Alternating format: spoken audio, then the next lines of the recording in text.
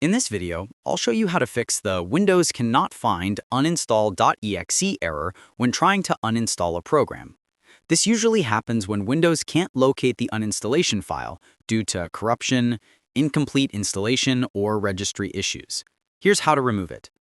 First, in the Windows search bar, type in Registry. Next, open the Registry Editor. The Registry Editor window will open. On the left side, click the arrow next to H-key Local Machine. Then expand Software, scroll down and expand Microsoft. Next, find and open the Windows folder, then click Current Version. Inside it, locate and open the Uninstall folder. I'll put this exact path in the video description. Here, you'll see a list of folders with random names. Click on each one until you find the name of the software you want to remove on the right side. Once you find it, right-click that folder and select Delete. If you can't find it there, don't worry, here's another way. Search for Settings and open it. Go to the Apps tab and click on Installed Programs. Find the program you want to remove, right-click it, and choose Uninstall. If that still doesn't work, use iObit Uninstaller. Search for iObit Uninstaller on Google and download it from the official website.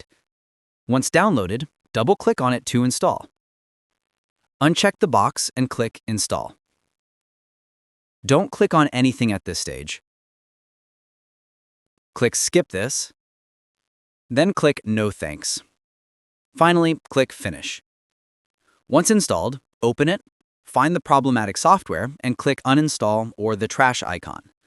It will remove leftover files and registry entries automatically. Here, you can also uninstall Windows apps too. And that's it.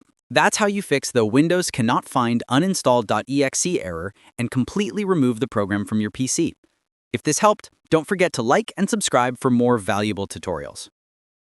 Feel free to reach out if you encounter any issues during the process. If this video helps you out, please leave a like and subscribe. Comment below if you have any questions. If you need further assistance, consider hiring a professional using the link in this video below.